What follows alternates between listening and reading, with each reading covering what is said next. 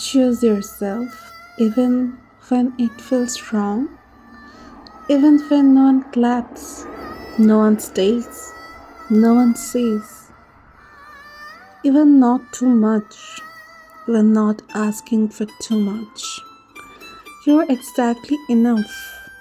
So choose yourself loudly, quietly, imperfectly until it feels like love. So choose yourself.